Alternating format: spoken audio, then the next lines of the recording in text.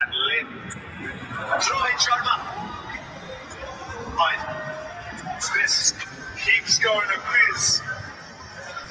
রোহিত শর্মা যেন রীতিমতো দুঃস্বপ্নে পরিণত হলো। বামহাতি পেসার মুস্তাফিজের কাছে টি-20 আগ্রাসী এই ব্যাটটা নিজের ভয়ঙ্কর রূপে ফেরার আগেই বিলিয়ে এসেছেন নিজের উইকেট।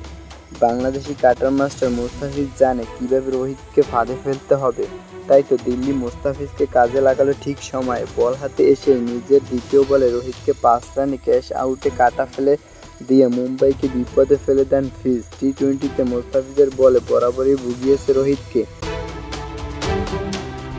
সব ধরনের টি-20 মিলিয়ে রোহিত ফেস করেছে 73টি বল, রান করেছেন 122, আউট হন 4 বার। অবস্থা এমন হয়েছে যে 2024 আইপিএল থেকে বামহাতি পেসারদের বলে 8 বার আউট হয়েছে, এর মধ্যে 4 বারই ফিজের বলে কাটা পড়েছেন। বিষয়টা এমন হয়েছে যে ব্যাটিংয়ে রোহিত এলে বোলিংয়ে বামহাতি বোলার আনুন, উইকেট নিন, উদযাপন করুন। এমন দিল্লিরও এই ম্যাচে ছিল বাঁহাতি বোলার মুস্তাফিজ, আর ফিরিয়ে দিলেন রোহিতকে। বোলিংয়ে ফিজ ছিলেন বেশ কিপ্টে, বিশেষ করে তার অফ কাটারে বিপর্যয়ে ভুগতে হয় ব্যাটারদেরকে।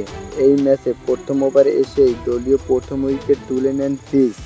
দিল্লিকে নিজের জাত চিনিয়েছেন, বুঝিয়েছেন তার কদর কত।